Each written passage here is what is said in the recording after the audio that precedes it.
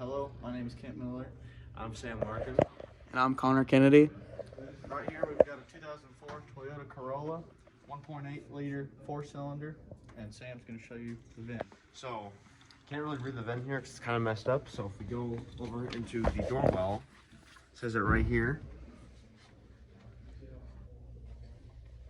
All right, we got the VIN, and now we will plug this into All Data, and this will help us locate our items that we are trying to locate on the list. All right, guys, we're going to be discovering the diagnostic link connector and the certification and calibration labels. Titling connector is this right here. It's right on the footwell, right by the hood release. The certification label is this right here. All right, here we are locating the fuel pump for the lab, and we went into All Data and looked up fuel pump, and then went to certain locations, and we have located that is underneath the rear seat. So we will go show you now, and there it is. Fuel pump relay right here. For the fuel pressure test fitting, this vehicle, the Toyota Corolla, does not have one.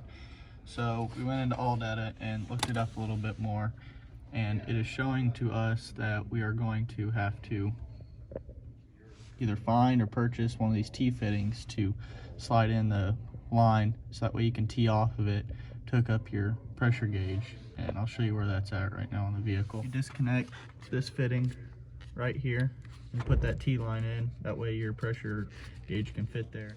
For the fuel pump, or the fuel pump filter, we have found it in the fuel pump itself, so it sits in the fuel tank with the fuel pump.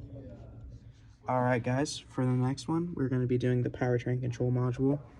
Now for this Toyota, it's labeled under the engine control module, and it is located in the glove box. I'm going to go show you on the car real quick. It is located right here, dangling underneath the dash. All right, team, we're back with the PCM fuse, or the ECM fuse, for this vehicle. Kind of had a hard time finding it, but we finally found it. It's fuse number 31 underneath the dash. Right there. That 10 amp is the ECM fuse, right next to 40 amps. Yep. Okay, guys, we're going to be doing the throttle position sensor. This one's pretty simple. It's literally just right there, and that's the throttle position sensor. So we found the IAT. We looked at All Data, but we found it right here. It's part of the math sensor. All right, for the engine coolant temperature sensor, it is located on the driver's side of the block in the cylinder head. So I'll come over here and I'll show you. Here, where it comes off the main wiring harness and runs down into the side of the block. All right, for this one, we've got a 3-in-1. I think it is. We've got and this right here is your throttle position sensor for what air you bring in. It is also your idle air control, and then it is also your throttle actuator control. It's a 3-in-1. All right, on this one, we're gonna just basically go over all the engine sensors that we have here. So the first one we've got here is, this is your camshaft position sensor right there, goes in the side of the head. All right, and then we're gonna also show you the knock sensor, which is kind of hard to see. It's underneath it's inside the intake manifold. Maybe we'll stick the phone in there. Yep, right there. That's it. That's right. That's perfect. We also got in the back of our exhaust manifold, we've got our O2 sensor coming out right there. All right, I think that concludes it for the top. Now I'm going to go underneath here. Here we've got our crankshaft position sensor right there, plain view. All right, we're going to finish the video with the fuel injectors. There they are. Take care, guys. What's up, guys? We're working on the 2011 Buick Lucerne. Messing around with the PCM right there.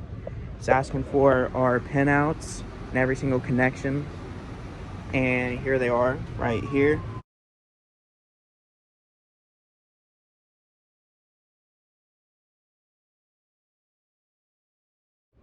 All right, for here, we are testing the voltages at each connector.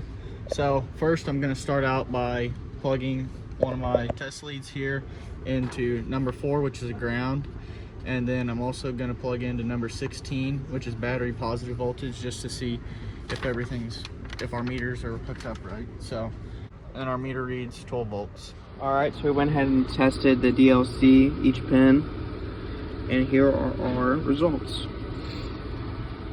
Alright, we are in here, and we are looking at the live data. So if you look here, we're looking at the mass airflow sensor, and what Ken's going to do up front is he's going to unplug it, and we're going to look at this value after he unplugs it. So it should say 0 right after, yep. So now that it's unplugged, there's no signal, meaning no value. Alright, so what we're doing right now, we have the mass airflow sensor connector, and C is the ground, so we go ahead and put our ground lead in, and Kent went ahead and put it into the A terminal, which is the mass airflow sensor signal, and you get 5 volts. Alright, we went ahead and tested the mass airflow sensor. We back probed each one of them, and here are our results. And now we're going to try to start it with it unplugged. Sam, go ahead and start it. Alright, so what just happened, it started to die a little bit, and then eventually it just killed itself.